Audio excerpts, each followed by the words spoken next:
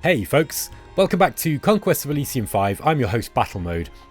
I've been thinking about what game I can play on the channel because I want to get some more content up, and I've been busy with the Meta Abuse podcast with my friends Sean, Frag Tactics, Lucid Tactics, Daz Tactic and Richard York. And yeah, so the five of us have been working on this podcast, and that's kind of taken up my spare time recently, and I've been away as well. So yeah, but I thought it'd be time to play some games, and I am aware that I've got another game of Conquest of Elysium 5 on the go. I don't know if I'm going to finish that. I might come back to it, but I kind of ran out of steam with it, and I found going back to some of these games can be quite difficult if you do that in retrospect. So I think I'm just going to start a new game. The other reason why I want to start a new game is because I've got an idea that I want to play with. So the idea that I've got is I want to put it on the biggest map possible, and yeah, we'll see how we go. And what I'm going to do is I think I'm going to play on Dark Ages. And so the idea is, at least in theory, okay, that I kind of like work my way through the society settings all the way from Dark Ages down to Dawn of a New Empire on an enormous map, and try to get some really epic games going. I'm going to play them on Wilder, and I'm going to put battle reports on as well. We're not going to play with any teams. It's just going to be every man for itself. But in order for the AI to be able to deal with Wilder, we need to give it a decent boost.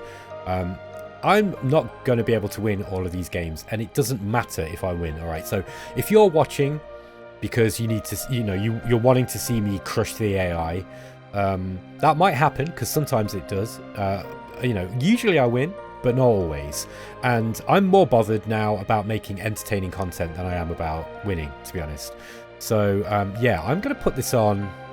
I'm going to put it on night. I think like I can fairly regularly win on night. I think with barren, what's the next one count? Yeah, I think barren is where the AI gets pretty scary, and you've really got to play. You've got to play to win. Whereas I think with night you can still kind of mess around with weird tactics and that kind of thing. Okay, I'm just going to leave it on the default amount of players. We want plenty of players, but I'm not one of these people who... I don't use mods or anything in Conquest of Elysium. I just don't think it needs it. I don't care if the AI dies off early. Really by the end game, I only want 2 or 3 left. Because when you've got a lot of them, man, it's difficult. So I actually quite like it that the AI will prune itself down. Not everybody does, but that's what I like. And I'm going to pick... Who should we pick? I'm trying to think of the players who I've not played for a while. Okay, so I don't think I've played Barren for a while. Barren's really interesting because you don't get any really scary end game stuff. But what you do get is you get a lot of access to your kind of normal wizards. And they can be really, really good. And it can actually be quite an interesting game trying to figure out how to make those guys work. But you don't get any of like the really scary end game stuff that you get like with, for example, Necromancer or... where are we? Illusionist, for example. Even Senator, or... Senator's kind of similar to Baron as well in that respect. So you get quite, they are kind of focused on these normal units, I guess. Very, kind of very strong... You get these strong Roman troops, where the Baron gets, a wide variety of kind of like, sort of normal or very good, what's the word? Yeah, common soldiers. So you get kind of really good common soldiers, those guys. With the Senator, you get kind of Roman soldiers, but they're both similar in the sense that they get better access to the standard magicians, if I remember right. What that does is that makes them quite versatile in terms of... It makes them quite versatile in terms of playstyle because you get to play with all sorts of different magic. Now, obviously, the rest of the character classes also get access to those mages too, most of them, but you just get more access. I think I'm going to play somebody that I know reasonably well. That would make sense. I'm looking at Monkey Maharaja, and I'm looking at Raksharaja. These are 2 added in the most recent patch for Conquest of Elysium. Oh, well, the most recent content adding patch, and they're really, really cool.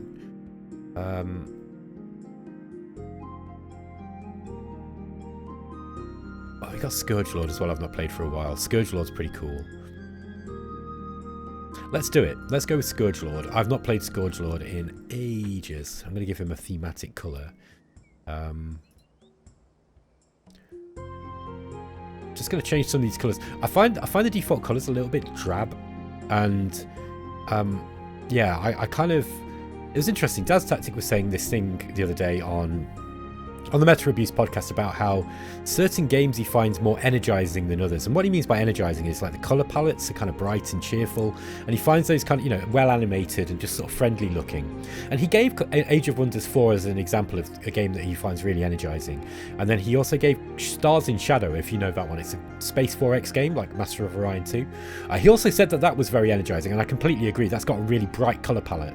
Rob hated it because he said it was too blue. He didn't hate the game, but I think he didn't like the presentation. That's Rob from Explominate, but Daz really did, and I thought that was kind of interesting. Yeah, I think I'm going to go with this. Just change some of these other colours just so they're a little bit more... Okay, there we are. That looks good to me. Yeah, I think that's a cool colour for the Scourge Lord. So let's go. I've not played Scourge Lord in ages, so let's pick a name. I'm not going to tell you what the first name was that came into my mind then. I'm just going to call him Benjamin. That will do. My mind goes places that YouTube will get me demonetized. Okay, so we're just going to generate this world. This is going to be a chilled pace game, guys. Like, I mean, playing on night is always risky because if you allow the AI to build up quite, you know, unopposed, you're going to lose, right? Unless you're really, really good. Now, there we go. Okay, we got a Sheik available already. It's been a while since I've played, so you're going to have to give me a bit of a... Just remind myself of the Scourge Lord stuff.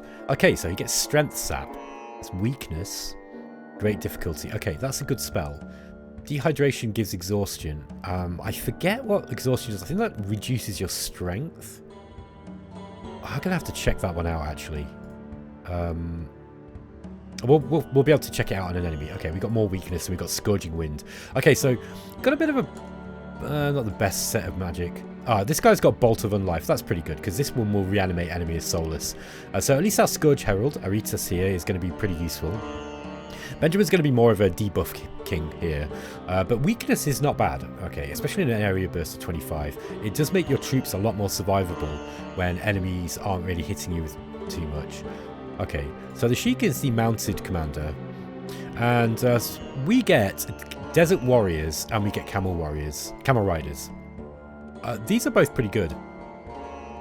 They only get 0. They don't have big armor. That's the problem. They've got good weapons. They've got a bow and a broadsword. So these are an archer, and they can also fight well in combat, as are the Desert Warriors.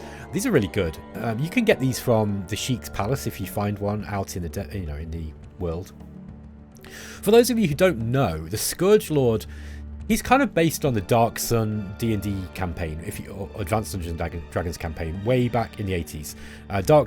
And so they've got this vibe where they suck the life force out of the world around them. Their magic is based around that. Is it Defilement magic? Yeah, Defilement magic is kind of based around that. So you can suck energy from either the plants on the battlefield or from other human characters, whether that's the living creatures, whether that's your troops or the enemy. That the Scourge Lord will literally drain his own troops' power in order to power his magic. So it's interesting how it works. And so they've got their kind of own unique mechanics. They also have this Dark Blessing ability on the Scourge Herald. He's got this as well. And this is like a bless ability from Dominions, if you want to look at it that way. It also works similar to the way that the Voice of El and the High Priest, the Priest King, those two characters, they are able to basically level up their bless, and the blessed units will get more and more abilities. So yeah, life force spellcasting. Here we go. The caster must take life force for something in order to cast spells. The life force can come from vegetation like bushes or from units. Vegetation or units with low magic resistance is most likely to be targeted, and units with high magic resistance are likely to resist the effects and prevent the casting of spells. The value of this ability is at the maximum range to the target that is drained. The amount of hit points drained is 1 for a level 1 spell, 3 for a level 2 spell, and 9 for a level 3 spell. Hit point damage against the vegetation from this life drain is doubled. So, when you are fighting in your own territory that has been desertified, because these pyramids, right, these start to desertify the area around you, you're going to need friendly troops that, you know, you basically need to be spending money on crappy troops or summoning them, because if you don't, your strong units are going to start getting hit by your own magic, and especially later on when you've got a lot of Scourge Heralds. One way that you can play this class is to get lots of these guys, right, and basically have these as rank and file. Even though they are commanders, you can use them as rank and file troops, and they are spellcasting rank and file with this crazy. I mean, they're already really strong. They've got 18 hit points, 6 strength, 10 morale. They're you know, they're not going to run away, and they've got they've got 2 armor and 6 magic resistance. So they're already pretty strong, and all of these guys can cast rituals as well. So, for example, this guy's got the ritual Lesser Scourge Mastery. He can also construct pillars of power. So we could use this guy to go around and get ourselves more of our life force. Now the life force is going to be drained out of the area slowly. That's good, because we started in this kind of frozen wasteland here, and we actually want to desertify this if we can. Now, we get desert move on most of our troops, if I remember right. You're not going to get it on... Yeah, these guys got desert move, but you're not going to get it on the standard troops. So these guys are useful at the start of the game, but they're going to be less useful as we start desertifying the territory around us. But we've got a big map. This is a very, very big map, okay? It's going to take a while to play. All right, Benjamin and Aretas. Now we've got it on Wilder, so there's going to be more enemies to conquer on each. Yeah, we haven't really got much here. I think we probably want to leave... I think 2 of these guys are probably going to be okay to defend from whatever's coming in. And we're going to send out both commanders together.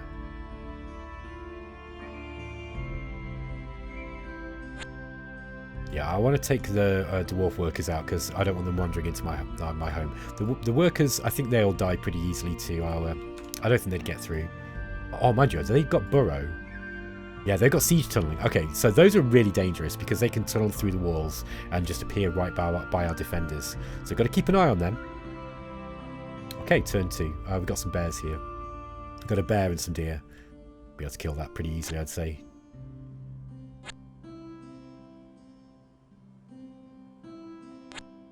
Okay. As soon as we've got the life force, we're going to put up another pillar of power, and we really want to quickly get our, you know, to start getting the pillar of powers going. I think they're 25 to create. So see what rituals Benjamin's got. Yeah, okay, he's also got the construct pillar of power, and he's got the appoint herald ability. So we want more of these as well. Now you do need more metal, so we're going to have to find some metal.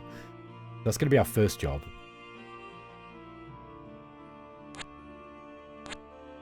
So see what we can find in our area around us.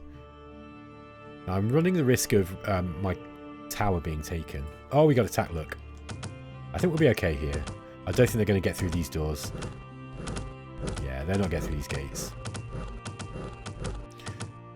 Yeah, I think if we'd have just left one guy in there, which I've seen people do, that's probably not going to be a great idea either. Because the bear might have got through those gates. Okay, we've got a spearman and an archer here. I'm going to grab these. That's going to give us another couple of gold per turn. We've got 4 gold per turn, although we are in autumn.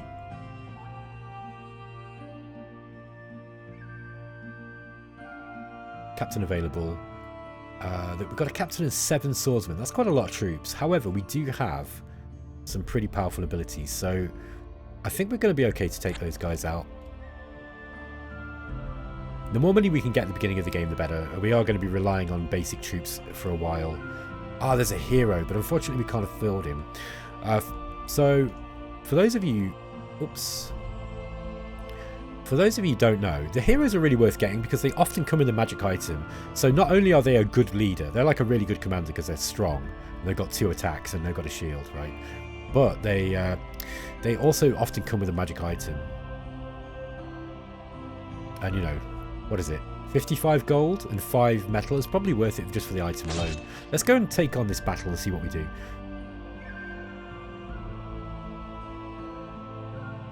Okay, let's watch this battle. So there is some vegetation here, look, that is going to be probably used for the magic in the early game. Okay, there we go. That was... which spell was that one? That was weakness. Actually affected our camel riders. That's kind of unfortunate. The Scourge Lord is all about killing his own troops, okay? And since I find that absolutely hilarious and I just don't care about it in games, I often see people get really upset, like, oh, you're killing all your own troops. I'm like, they're there to die. They're there to die. So, yeah, I find this great.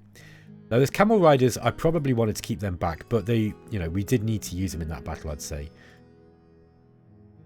Let's go and kill those dwarf walkers before they wander into our home base. And then I think the next thing I'm going to do is build some more desert warriors. And then we've got to find some metal or buy it.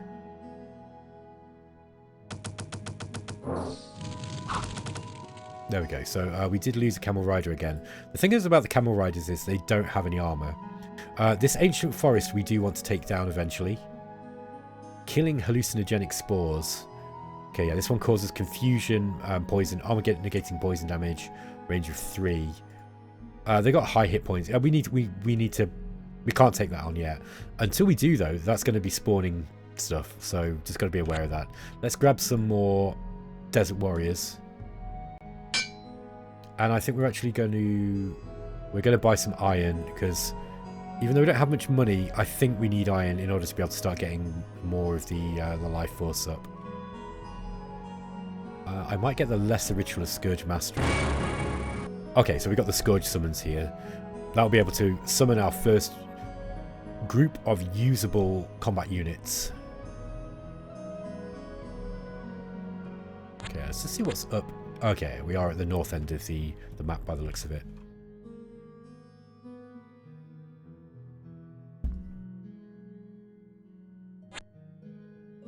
Okay.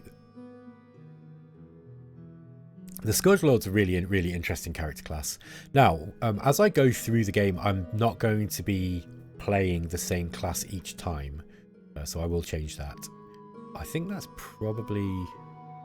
I think I will just expend a turn just exploring up that way. Okay, we've got 7 desert warriors here at home. I'm actually going to pick some of those up. I did intend to take them with me.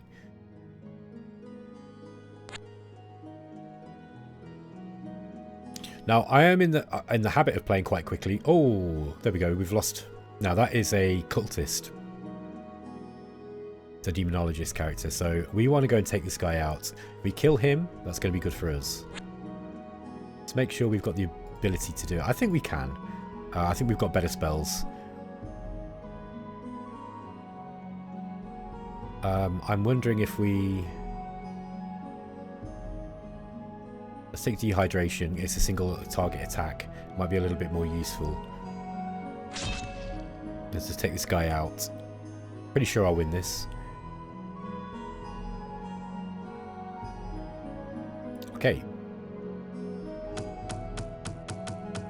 The shields are blocking a lot of the damage there. But there we go, look. So we actually got weakened in there. Strength and damage decreased by 2. Now that's not going to do a lot of damage to a spellcaster, but it's certainly going to help here. Ah, now we've got burning. We might die here. Let's see what happens. Nope, survived. Okay. So we lost 1 desert warrior and 1 camel rider, and we did take out a cultist, which is a good trade in my opinion. Here's a strange portal with some animated armors and some living bows. With 3 armor and 10 hit points, these, you know, and resistances as well. These are non-trivial to defeat, so that's too much for us at the moment. But the strange portal will become useful later. Okay. I think we'll get some Scourge summons next. Oh no, we can put up another pillar of power, so that's going to be our first thing. Now, putting up the pillars of power near to villages will actually create ghouls. So if you like using ghouls, that can be really fun. Let's go and grab some more troops. Now, if you really want to min-max this, you can look at the ones that have got the experience and that, but I'm not too worried.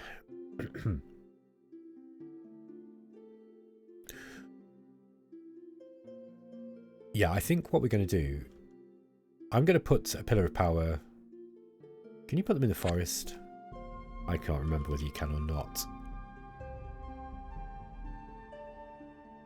Forests and settlements give more life force. Mountains and hills gives very little, and deserts are devoid.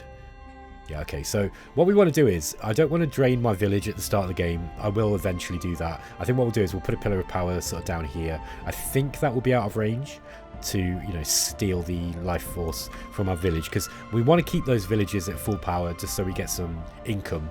In the early game, that's important. Now, not everyone likes to play like that. Some people just don't care. But I do rely on normal troops a little bit.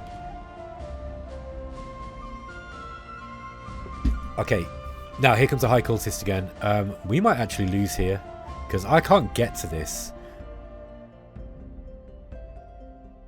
Let's try at least. We'll see what happens. He might move in and take us next turn. In which case it'll be game over. Yeah, there we go. So that's it. We're out. So yeah, I got beaten there. I think what we'll do is we'll try again. So yeah, this guy will have just come in. He zaps us with a bunch of spells. Okay, I'm not even going to check the map because I don't want to spoil things. Let's start again. We'll just try with exactly the same settings. By the way, Dark Ages is quite difficult. I wouldn't advise this one as a, you know, for most players to start off with if you're a beginner.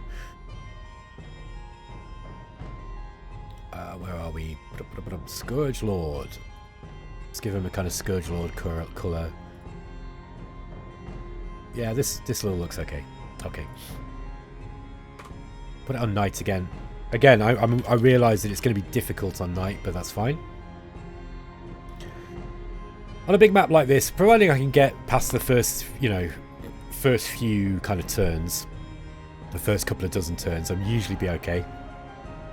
Just being aware that, you know, like the AI on night will, I think they get 25% more resources than you do. So they basically, you know, essentially they're going to be getting another unit in gold, you know, more, one, you know, every 4 turns they're going to get an extra unit over you, essentially. So they're going to be bigger, a lot bigger, especially at the end of the game. So you really have to use raiding tactics against the enemy to kind of whittle them down. And this is one of those games where, you know, if you're looking for a really crushingly difficult AI, you can find ways to get around, you know, to cheese the AI a little bit in Conquest of Elysium. But for the most part, it's pretty good.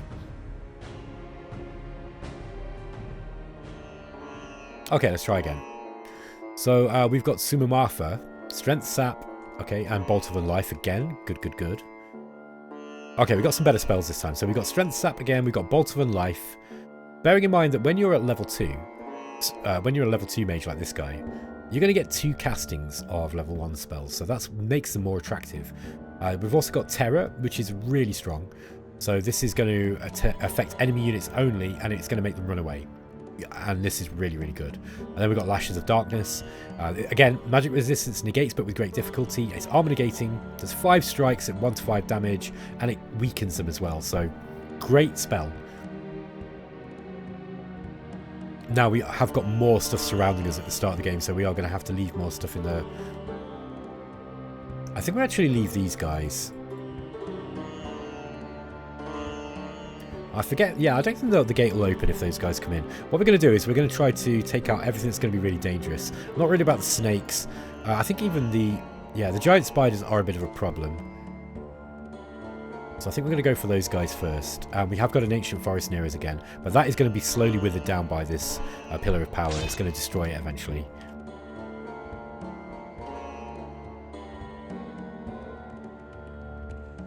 Okay. Let's hope we can kill these before they do too much damage.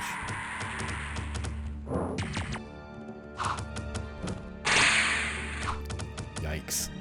Okay, so we did pick up a festering wound on our Scourge Herald. That's really unlucky. He might become diseased, so we'll see. If he becomes diseased, he's going to die, and then, you know, this is going to be a bit of a dud start game. However, there's nothing that makes the game more difficult than having a bad start. And I do like difficulty in games. Okay. I think we're going to just clear this area of these creatures as much as we can. I'll see what we've got on that ancient forest and see if we can grab it. There is a scout available. I'm definitely going to buy that. That's well worth getting. That's probably not going to be empty. But we've got 2 ancient forests near us at the start of the game. Which is curious. And I'm going to get, I'm actually going to try to get myself to see what rituals we've got. Okay. Okay, so we want to get the lesser ritual of Scourge Mastery because we need to get the Scourge summons. 15 per turn's not bad. We're getting decent life force every turn from this. I'm also going to grab the iron, so we're going to buy some iron. There's some brigands here, and there's some scout and some brigands here. And this guy's just got the construct pillar of power.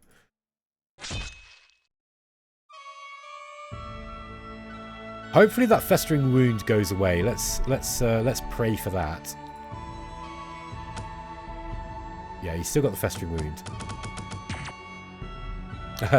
Okay, so we ended up with a soulless.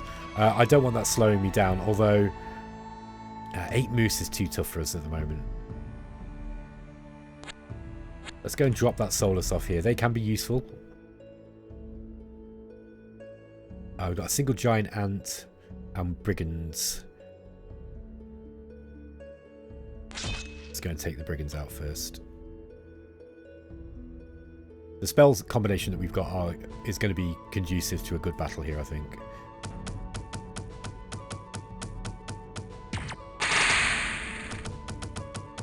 We're lucky we might get a few soulless out of them. There we go, look. Okay, just what I wanted. I did lose 2 Zedzik warriors. We exchanged them for some kind of crappy soulless. Not great, but not terrible. Let's continue. Next turn I will get some Scourge. I'll use some defilement magic to create some units for us to be able to fight with. Okay, it's going to be a little bit tough.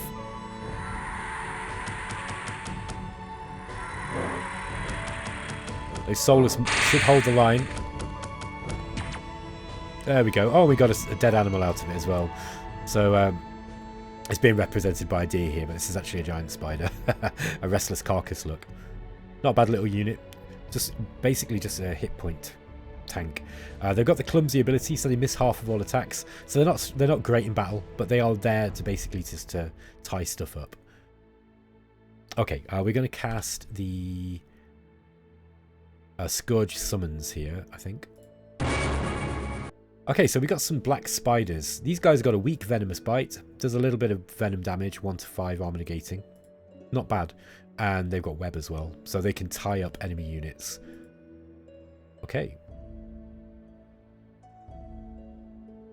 Are they fast? No, they've got wall climbing though, so they're going to be really, really useful for sieges. Let's go kill this giant ant. And then we've got a village down here that we can try and take over. I think we might need a few more troops though.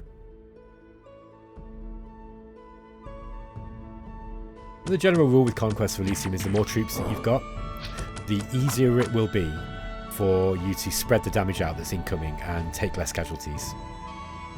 Oh, I've got a coal mine here. And my scout isn't detecting anything on it. We're going to grab that. Oh, wow, look, we started right next to the enchanter. Wow, so close, look, to our home. So we're going to be in a bit of a knife fight here.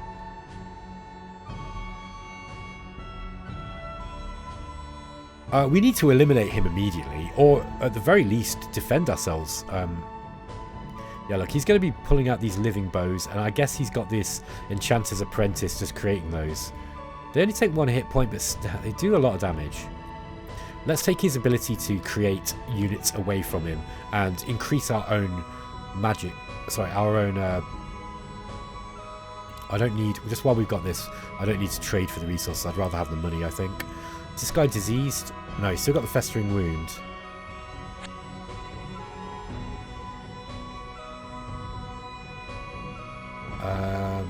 Do I want these soulless? Yeah. Just for now, I'll keep them.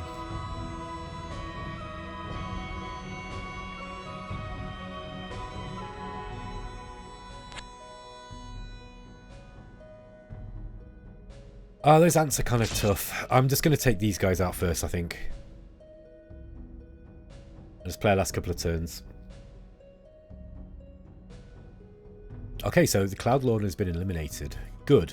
One less enemy to deal with.